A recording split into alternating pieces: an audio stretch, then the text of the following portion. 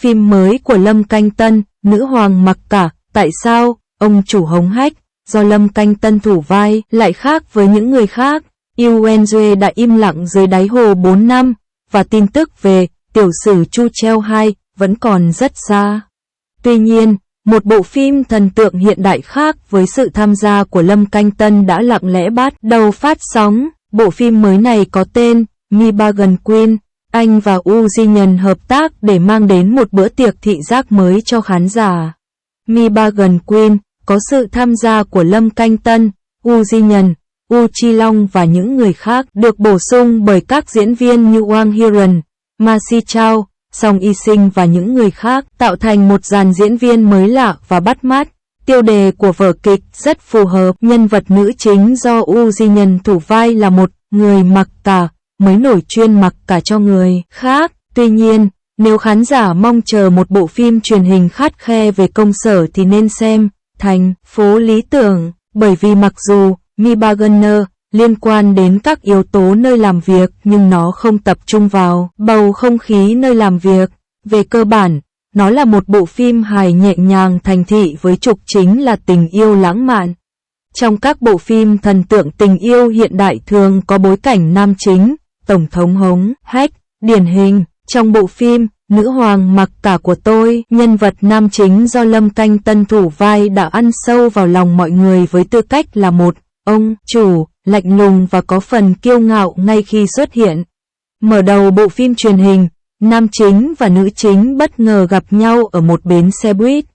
Nữ chính Hạ Thiến thỉnh thoảng đưa ra ánh mắt dò xét, trong khi nam chính, với tư cách là bá chủ, theo bản năng cau mày, lộ ra vẻ chán ghét. Tuy nhiên, hình ảnh của chúa tể này đã sụp đổ ngay lập tức. Để tránh nước thải bị xe bắn tung tóe, anh ta vội vàng nắm lấy cánh tay nữ chính và dàn dựng một cảnh hôn vụng về ở bến xe buýt. Cảnh tượng có vẻ vừa ngô nghê vừa xấu hổ, có sự chênh lệch chiều cao rất lớn giữa U Di Nhân và Lâm Canh Tân. Làm thế nào họ hoàn thành nụ hôn khi đang quay? Vấn đề này quả thực đáng để thảo luận sâu với đạo diễn. Hình tượng của Lâm Canh Tân hoàn toàn phù hợp với vai nam chính trong phim thần tượng. Anh ấy cao 1,86 mét, dáng người cao ráo nổi bật, nét mặt đẹp trai và thân thiện mang đến cho người ta cảm giác an toàn mạnh mẽ, rất phù hợp với yêu cầu về hình ảnh của nam chính trong phim thần tượng. Yuen Duệ, chàng trai xa cách trong The Legend of Chu Treo, đã chiếm được tình cảm của nhiều người hâm mộ bằng sức hút độc đáo của mình và vẫn được vô số khán giả nhớ đến cho đến ngày nay. Tuy nhiên, kể từ khi truyền thuyết Sở Kiều trở nên nổi tiếng, Lâm Canh Tân đã không chạy theo xu hướng mà chọn cách buông thả bản thân và sống một cuộc sống thoải mái. Nhiều năm trôi qua, anh dần rời xa hình ảnh nam thần ban đầu nhờ tính cách vui nhộn. Ngày nay, vai chủ tịch độc đoán mà anh đảm nhận đã khác biệt và độc đáo hơn ngay cả khi so sánh với những vai tương tự. Mặc dù một số người có vẻ ngoài là tổng thống nhưng họ lại là những người làm vườn bí mật, thích làm vườn và yêu thương tưới cây vào buổi trưa. Trong Mi Bargain Queen, Lâm Canh Tân đã thể hiện thành công nhân vật Sung Chân Ninh. Anh là một người mới nổi, bề ngoài lạnh lùng nhưng bên trong đầy nhiệt huyết, ăn nói sắc sảo nhưng có chút phung phí. Trong thời gian rảnh rỗi, thú vui lớn nhất của Sung Chân Ninh là tưới hoa dưới tòa nhà công ty. Chi tiết này thể hiện cá tính và sở thích độc đáo của anh. Để tránh bị thế giới bên ngoài làm phiền, Sung Chân Ninh ăn mặc cẩn thận, mặc quần áo đi làm và đội mũ lưỡi chai. Dù thời tiết có nắng nóng, cô vẫn nhất quyết đeo khẩu trang đen và âm thầm trồng hoa trong góc một mình. Tâm trạng nhàn nhã này chắc chắn thể hiện tình cảm lãng mạn của anh ấy. Nhờ đó, Sung Chân Ninh, với tư cách là một người làm vườn, đã có thể nhìn thoáng qua những con người và sự vật khó phát hiện trong cuộc sống hàng ngày. Nữ chính Xie Chiên coi nam chính như một người làm vườn bình thường, vô tình tâm sự và mượn chiếc khăn tay của anh ta. Khi trả lại chiếc khăn tay, cô cẩn thận thêu một bông hoa lên đó để truyền tải cảm xúc.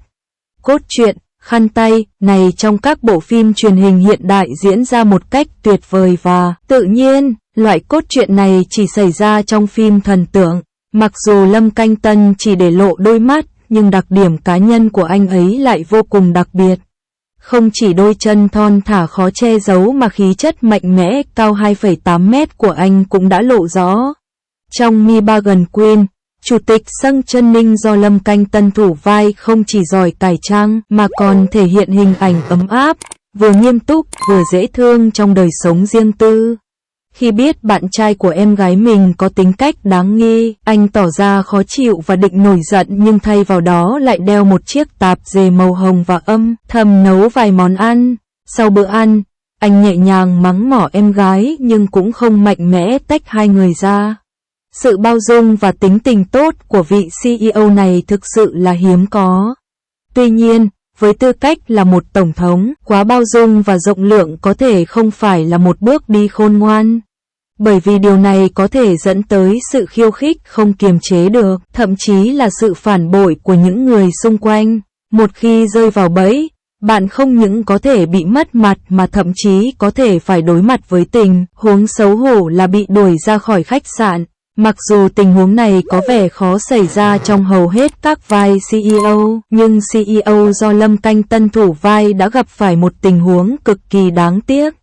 Anh ta phải nhờ đến sự giúp đỡ của nữ chính để lấy lại mọi thứ. Bối cảnh này thực sự độc đáo và khác biệt.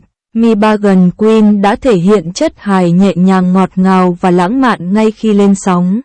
Mặc dù các cảnh cốt truyện có phần hơi treo, tức là không sát với đời sống thường ngày, nhưng hình ảnh trực quan tinh tế trong vở vẫn rất tuyệt vời. Hầu hết các cảnh quay đều lấy bối cảnh ở những khách sạn siêu sang 5 sao, từ sảnh khách sạn lộng lẫy đến khu vườn đô thị lãng mạn cho đến văn phòng sang trọng, mọi nơi đều toát lên vẻ sang trọng và hương vị nhẹ nhàng, khiến người xem thích thú khi xem.